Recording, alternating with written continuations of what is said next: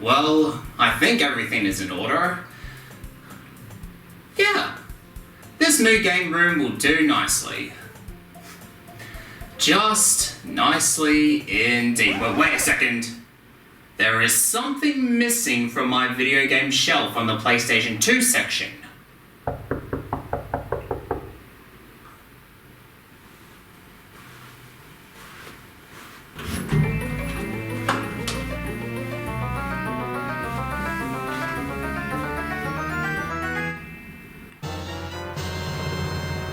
Oh boy, Shrek 2!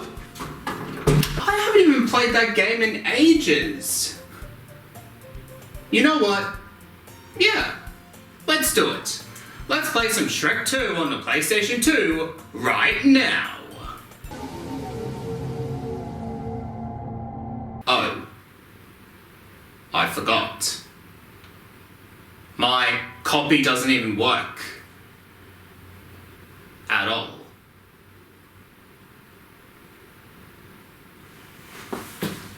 Luckily, I keep a spare.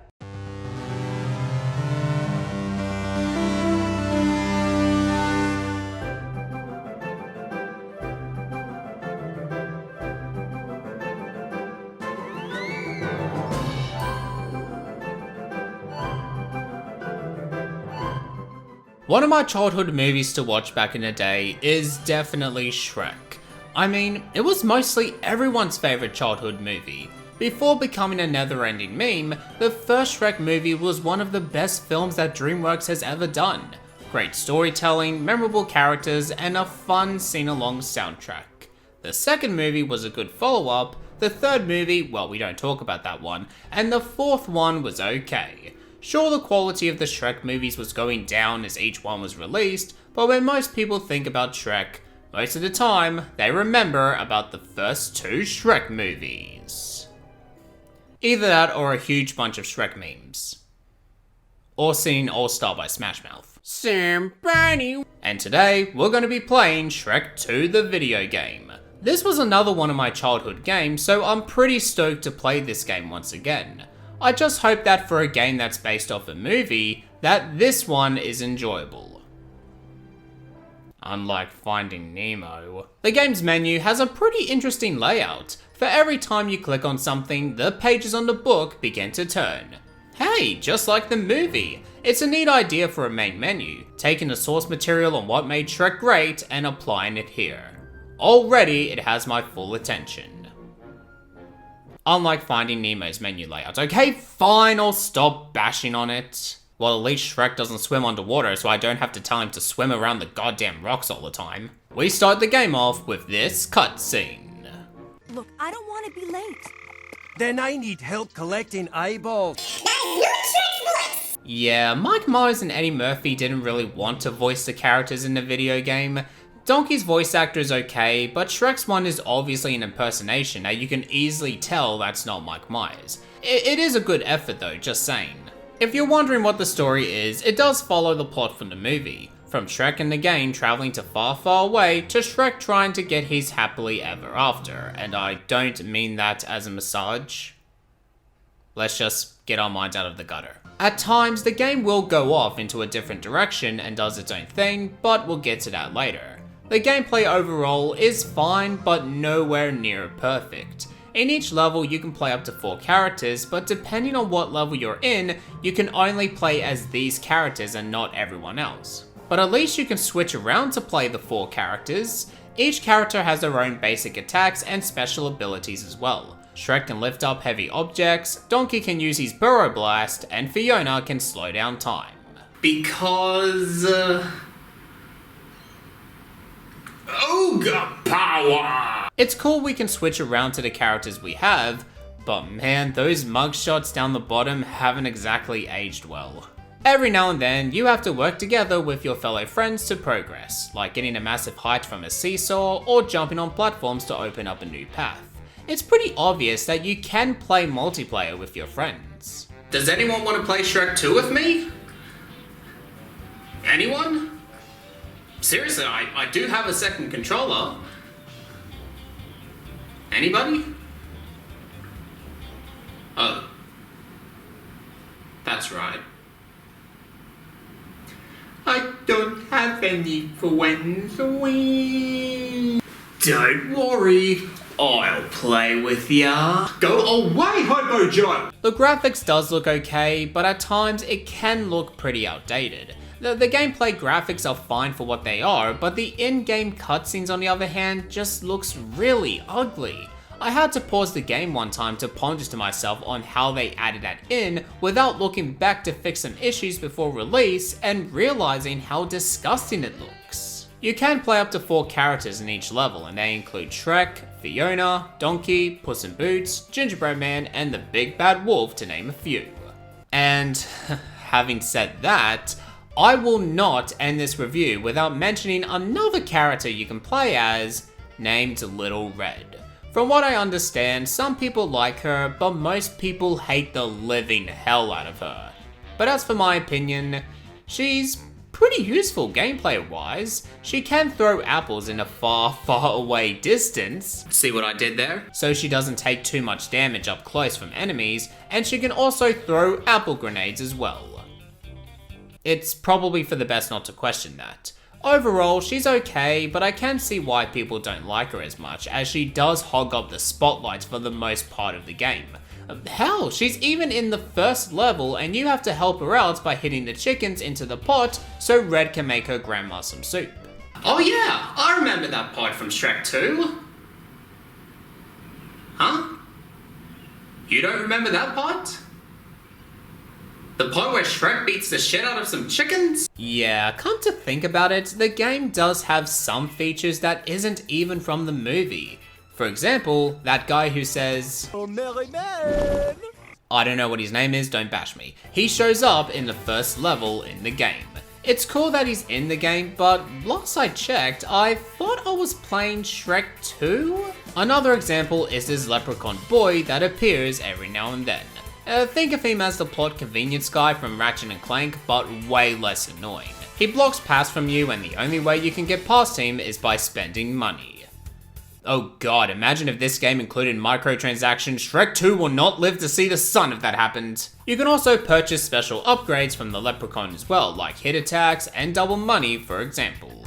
The main collectibles in this game are pictures. You earn these by completing the main and side objectives. The side objectives may see you releasing people from their cells, collecting all the beans, and hitting more chickens. Seriously, what is up with the chicken abuse in Shrek 2? If you get all the pictures in a single level, you can unlock a bonus level to partake. And if you complete a bonus level, you'll get more coins. So if you feel that you can't get past this section because of the leprechaun demanding money from your wallet, you can always head over to the bonuses and stock up some of that dough. You're very soft. Hey, that's not nice. That hurts people's feelings. Oh yeah, well, 2 can play that game. You're very, green? Yeah, I got nothing. In each level, there's a small segment each character can participate called Hero Time. Hero Time may involve singing to birds to make some pie. Again, I thought I was playing Shrek 2. You can use the Big Bad Wolf to scale up the tower and try not to get hit, and use a donkey and his fire-breathing dragon to save Fiona. This section was really challenging back in the day. I always seem to fail at this section every time. But then you get older, and you learn things, and games are much more easier. And all the fun and excitement gets ruined.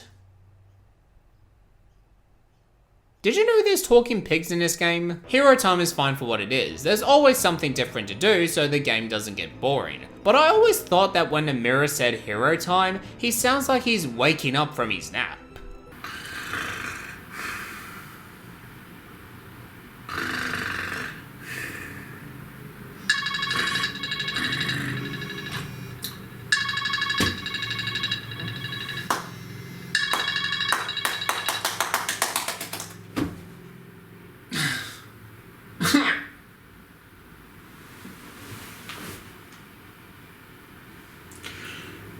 Hero time! Now, for the most part of this review, I may have been talking trash about Shrek 2, and I can't wait to see what spawns in the comments, because people don't like it when I talk shit about childhood games. But there are some really good things about this game. The soundtrack sounds really great. I'm really considering updating my top 10 favorite soundtracks in video games, because the OST here is probably one of the reasons why I come back to Shrek 2. Just about nearly in every level has me humming along to the soundtrack, whenever if I get stuck in a certain part of the level, or cruising around and smashing enemies. I'm not reviewing this game, don't get any ideas. And speaking of levels, the level designs are really good and nicely creative. Some of the levels don't have any part in the movie, but I'll let it slide, only because this game really needed something in terms of levels. You can explore around Shrek's swamp, Far Far Away, and the fairy godmother's house, to name a few. But you can also check out levels like Jack and Jill's farm, the Wicked Witch's house, and there's even a level when you are in a prison and you try to save the game. In terms of creativity, the developers sure do succeed in that topic. My favourite level as a kid probably had to be Far Far Away, as you can check out different places and there's a ton of side objectives to take part of. Cinderella's probably the most annoying one out of the bunch, because Cinderella just acts like a Kardashian for whatever reason. And at times, this game made me laugh out loud a few times, either due to the writing or some good one-liners. Alright, listen up! The mice will sneak into the warden's office and get the keys to free the boys! But they're blind. Now that was funny. You don't need to make fart jokes like Crash Tag Team Racing, you just get good writers, and that's what Shrek 2 has. Oh, donkey! Okay, maybe the comedy in Shrek 2 isn't always perfect. And now this brings us to the bosses. The bosses are really cheap. For the most part, you'll face against mini-bosses. The mini-bosses may include a few trolls and this rat guy. That boss reminded me of Mysterion's boss in Spider-Man 2. I don't have gameplay footage to show you, so please take my word for it. While the rat boss was supposed to be easy, the trolls are meant to be a challenge, but they're also easy as well. All you do is wait for them to release a bomb and hit it back to them while the bomb explodes. What's weird is that they release the bombs from their mouth? What? You never seen that before? Hold that thought.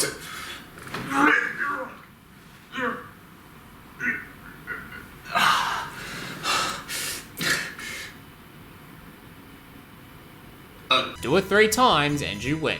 Same thing with the stone warriors. You wait until they're done trying to attack you, then you can hit them. But then we get to the main bosses. Puss in Boots arrives as the first boss, and you would think he can do flips and use the trees as an advantage to get the high ground, but oh boy did I underestimate his power. All this boss battle is nothing more than button mashing. Standing around and waiting for the buttons to appear. This is such a poor excuse for a boss fight in my opinion. Why bother deliver a challenging boss when all you can do is hit buttons as they appear? It's such a pet peeve of mine. Prince Charming is also not that difficult, as the best way to beat him is use Little Red's apple throw, and that's it. He runs off, and I'm still waiting for an— what the fuck are you smiling at, donkey? But all of those bosses are nothing compared to the final boss. The Fairy Godmother's boss is a grind and not really satisfying at the same time.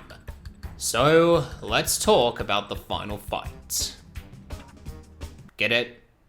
Because the actual level is called Final Fight. You start the final boss with a bunch of knights cornering you. And you have to use Fiona's slow time to avoid them. Why does she have this power up?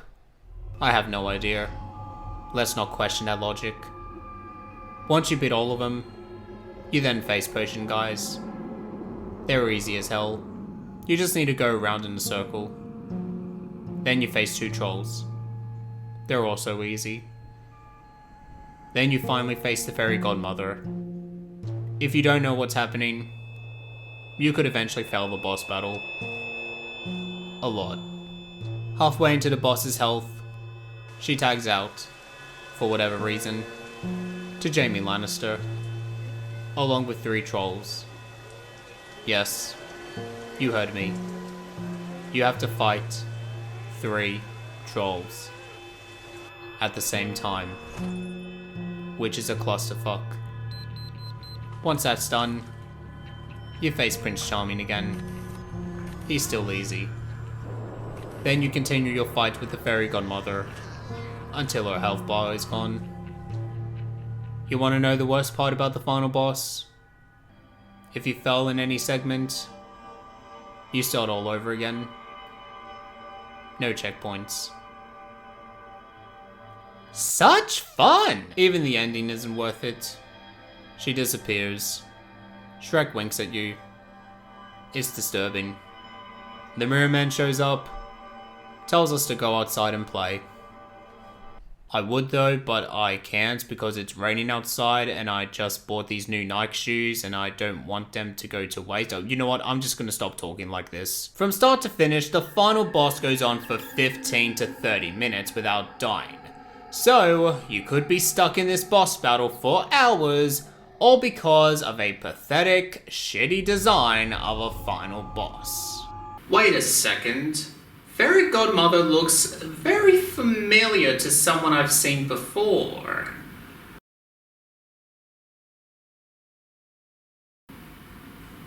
This just raises too many questions.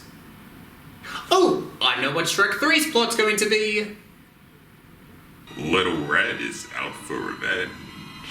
Okay, so the game isn't perfect. It can at times be irritating with certain game mechanics or the bosses being cheap and not interesting, but underneath all the flaws, there's a very unique video game. Definitely more unique than the ones we've checked out this year like Lilo and Stitch and Finding Nemo. I love the level designs, I love the soundtrack, and I love the writing in this game. Usually games that are based off movies are either average or mostly mediocre, but some of them do stand out and can actually be good games if you just have the right amount of source material and take your time with the game. Shrek 2 overall is an okay video game, and really, if you love Shrek or if you have grown up playing this game, then definitely try out Shrek 2. After playing a childhood game that's near and dear to me, I think the next review, I'll review another childhood game of mine.